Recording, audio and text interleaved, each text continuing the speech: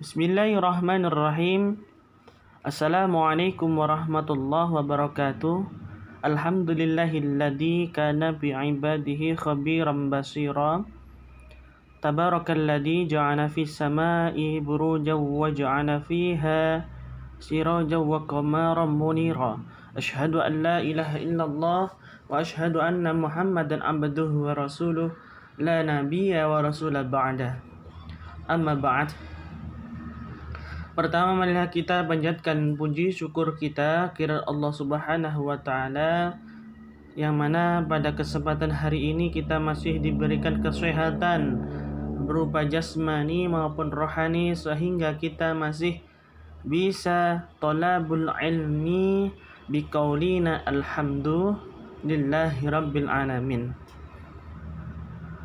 Kedua kalinya sholawat serta salam selalu senantiasa kita haturkan kepada junjungan kita, baginda kita, uswatun hasanah kita, yakni baginda Nabi Muhammad sallallahu alaihi wasallam, yang selalu kita nantikan syafaatnya nanti di yaumil qiyamah. Allahumma amin ya rabbal alamin.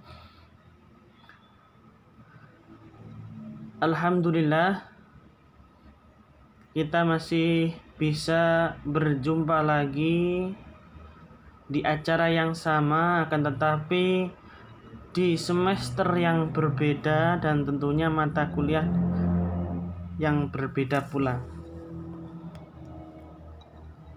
Saya tidak akan berpanjang lebar, langsung yakni kita di dalam semester 3 ini nanti akan membahas mata kuliah yakni Masail al-Fiqhiyah atau Masail Fiqhiyah. Sebelum kita membahas lebih dalam mengenai apa sih Masail Fiqhiyah itu, kita ketahui dulu makna daripada Masail Fiqhiyah.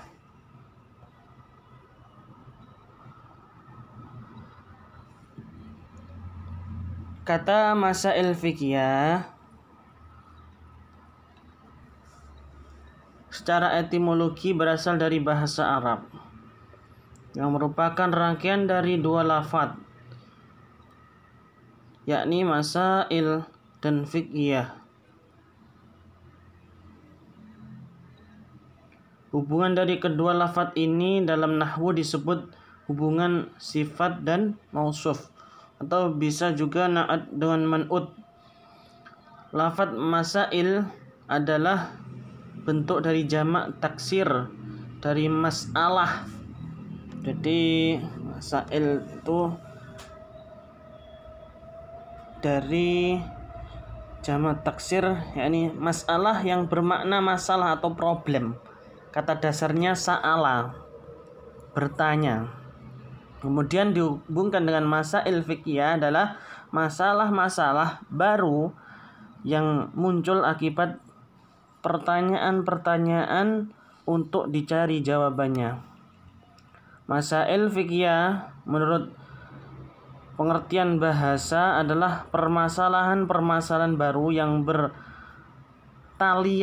dengan masalah-masalah atau jenis-jenis hukum fikih dan dicari jawabannya.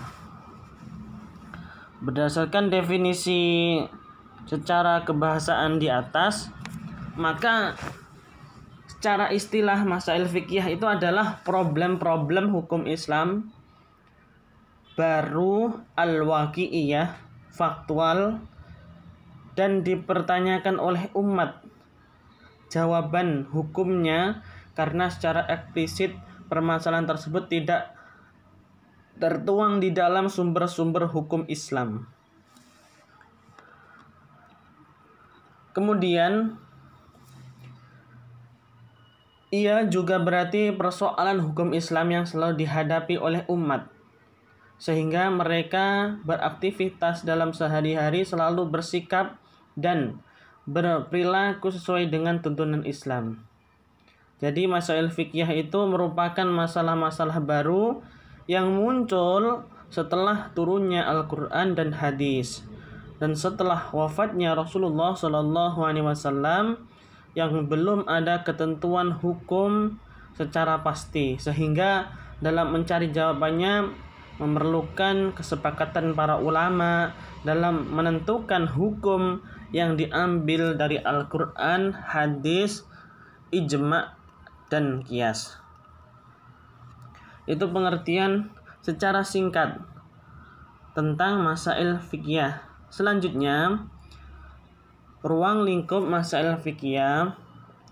Hukum Islam terkandung di dalamnya sasaran pasti, yaitu mewujudkan kemaslahatan. Tidak ada hal yang sia-sia di dalam syariat melalui Al-Quran dan As-Sunnah, kecuali terdapat kemaslahatan hakiki di dalamnya. Nah, kemudian ruang lingkup pembahasan masail fikih meliputi yang pertama, hubungan manusia dengan Allah Subhanahu wa Ta'ala. Ilmu fikih mengatur tentang ibadah, yaitu ibadah yang pertama, ibadah dibagi menjadi dua, ibadah mahdhah sama ghairu mahdhah. Ibadah mahdhah itu apa? Ibadah mahdhah adalah ajaran agama yang mengatur perbuatan-perbuatan manusia yang murni mencerminkan hubungan manusia itu dengan Sang Pencipta, yaitu Allah Subhanahu wa Ta'ala, yakni apa? Sholat, puasa, dan seterusnya. Sedangkan ibadah ghairu mahdhah adalah ajaran agama yang mengatur perbuatan antara manusia serta manusia dengan lingkungan. Ya, contohnya muamalah dan seterusnya. Kemudian yang kedua, yakni hubungan manusia dengan sesama manusia. Sebagai contoh, masail fikih yang mengatur hubungan manusia dengan sesama manusia yaitu mendonorkan organ tubuh. Pendapat pertama mengatakan bahwa transplantasi mendonorkan organ tubuh seperti hukumnya haram. Pendapat pertama mengatakan bahwa transplantasi seperti hukumnya haram meskipun pendonoran tersebut untuk keperluan medis, bahkan sekalipun telah sampai dalam kondisi darurat. Dalil pendapat yang pertama yang artinya adalah, hai orang-orang yang beriman, janganlah kamu saling memakan harta sesamamu, dan janganlah yang batil kecuali dengan jalan perniagaan yang berlaku dengan suka sama suka di antara kamu, dan janganlah kamu perniagaan yang berlaku dengan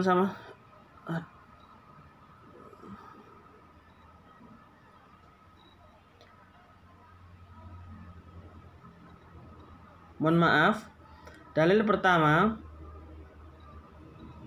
yang artinya adalah, hai orang-orang yang beriman, janganlah kamu saling memakan harta sesamamu dengan jalan yang batil, kecuali dengan jalan perniagaan yang berlaku dengan suka sama suka di antara kamu.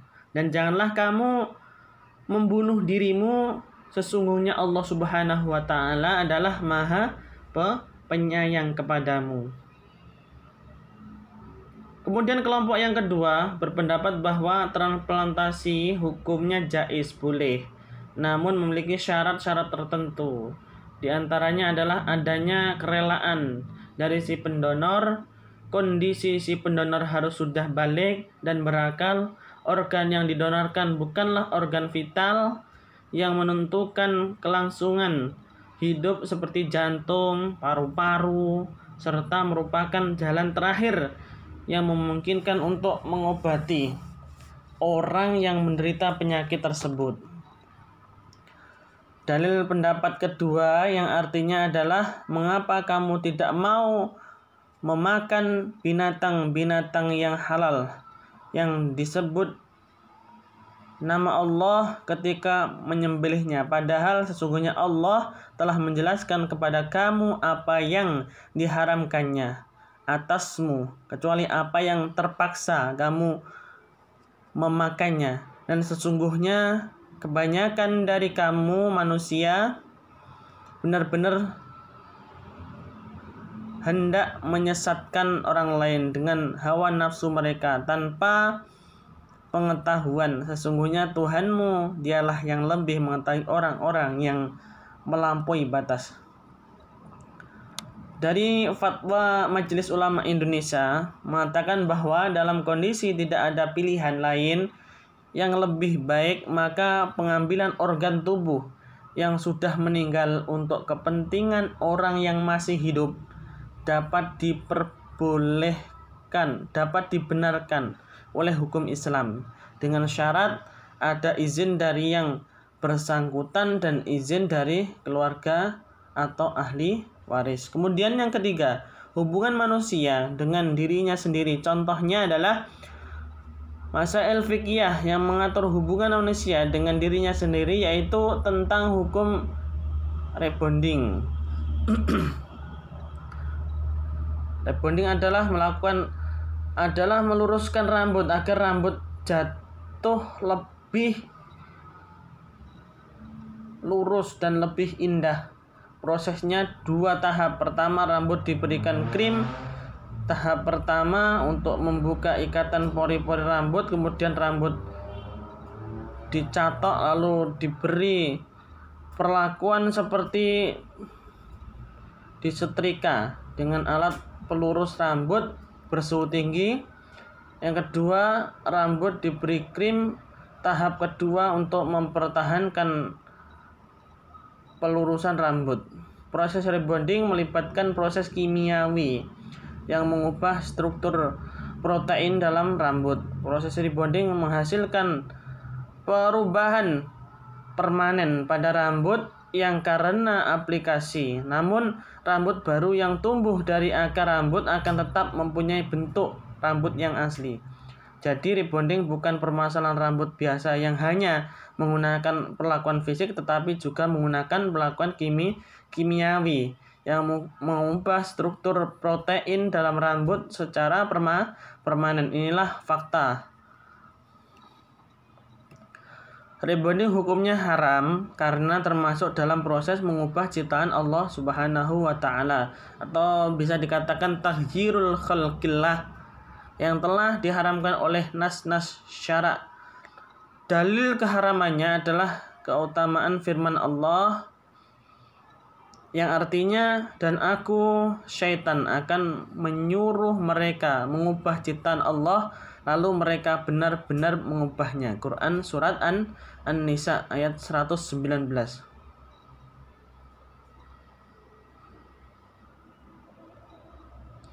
Selain dalil di atas, keharaman rebonding juga didasarkan pada dalil qiyas. Dalam hadis Nabi Muhammad SAW diriwayatkan oleh Ibnu Mas'ud radhiyallahu an, dia berkata, Allah Subhanahu wa Ta'ala melaknat wanita yang mentato, yang minta ditato, yang mencabut bulu alis, yang meminta dicabutkan bulu alisnya, serta wanita yang merenggangkan giginya untuk kecantikan. Mereka telah mengubah ciptaan Allah Subhanahu wa Ta'ala. Hadis riwayat Bukhari.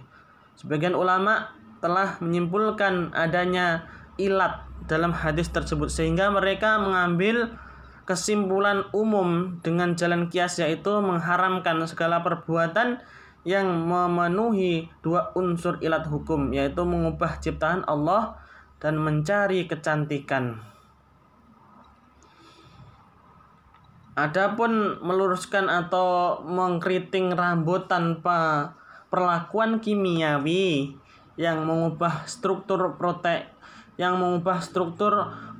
rambut serta permanen, yakni hanya menggunakan perlakuan fisik seperti menggunakan roll plastik yang semisalnya, hukumnya boleh sebab tidak termasuk mengubah ciptaan Allah, tetapi termasuk tahyun, berhias.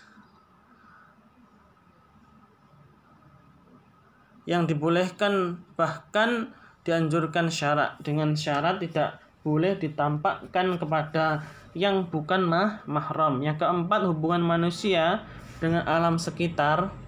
Islam menekankan umatnya untuk menjaga kelestarian lingkungan dan berlaku arif terhadap alam, ekologi, wisdom.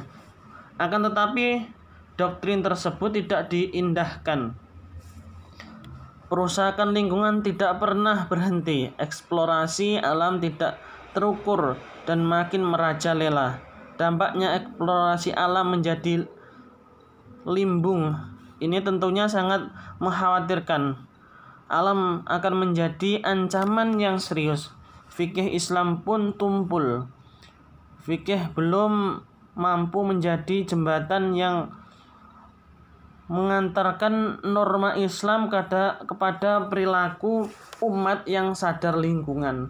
Sampai saat ini belum ada fikih yang secara komprehensif dan tematik berbicara tentang persoalan lingkungan. Fikih-fikih klasik yang ditulis oleh para imam mazhab hanya berbicara persoalan ibadah, muamalah, jinayah, munahakat, dan lain sebagainya. Sementara persoalan lingkungan ekologi tidak mendapat tempat proporsional dalam khazanah Islam klasik. Karena itulah merumuskan sebuah fikih lingkungan atau dikatakan di dalam bahasa Arab fiqhul al-bi'ah menjadi sebuah kebutuhan yang tidak bisa ditawar lagi, yaitu sebuah fikih yang menjelaskan sebuah aturan tentang perilaku ekologis masyarakat muslim berdasarkan teks syar'i dengan tujuan mencapai kemaslahatan dan melestarikan lingkungan. Kemudian tujuan daripada masail fikih adalah masail fikih termasuk menghubungkan suatu hukum dengan hukum yang lainnya yang belum ada nasnya dan didasari atas kumpulan hasil pemahaman para mujtahid terhadap Al-Quran dan hadis.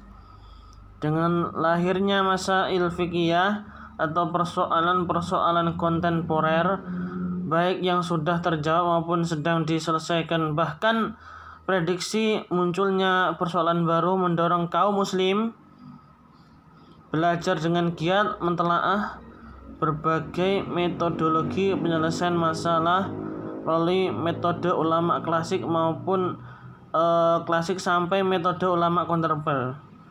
Dari penjelasan ini, tujuan daripada masail fikih adalah secara umum untuk menjawab dan menyelesaikan permasalahan-permasalahan baru yang muncul dalam masyarakat di kehidupan modern, yang sering kali jadi pertanyaan-pertanyaan sehingga membutuhkan jawaban-jawaban logis tentang kepastian hukum.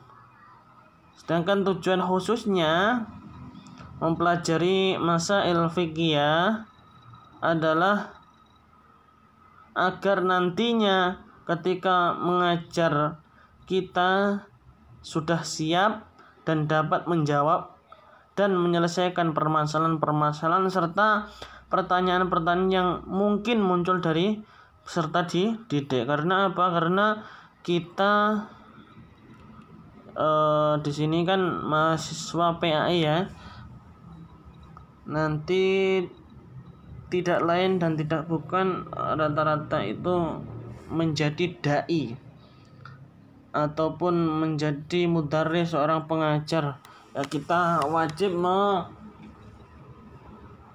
mengetahui masalah-masalah fikih yang kontemporer seperti halnya masalah fikih ini. Kemudian nanti kita akan membahas kurang lebih sekitar 14 Ada 14 topik ya yang kita akan bahas. Yang pertama ini sudah saya sampaikan, ini mengenai masail fikih. Nanti mulai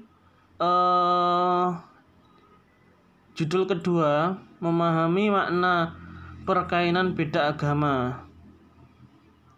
Nanti akan saya bagi per kelompok sebelum UTS dan sesudah UTS. Nah, teknisnya nanti akan saya share di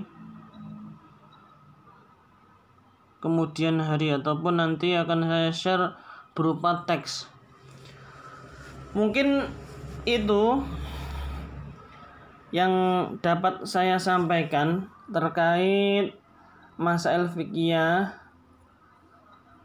Jadi kurang lebih ada 14 itu yang nanti kita akan bahas.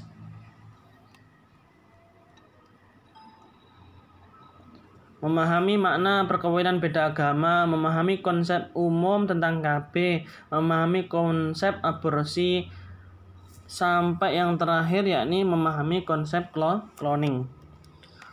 Untuk kelompok saya akan nanti saya akan bagi, kemudian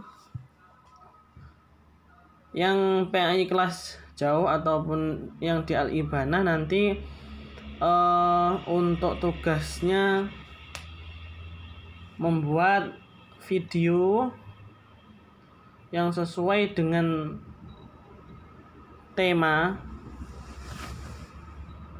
kemudian sama makalah, tidak usah di print out, cukup dengan hard file saja. Mungkin itu yang dapat saya sampaikan. Ada kurang lebihnya saya mohon maaf yang sebesar-besarnya. Tetap semangat, tetap jaga kesehatan, jaga jarak, pakai masker, cuci tangan, makan makanan yang bergizi, istirahat yang cukup, dan tidur yang cukup. Ada kurang lebihnya saya mohon maaf. Wa akhiran, assalamualaikum warahmatullahi wabarakatuh.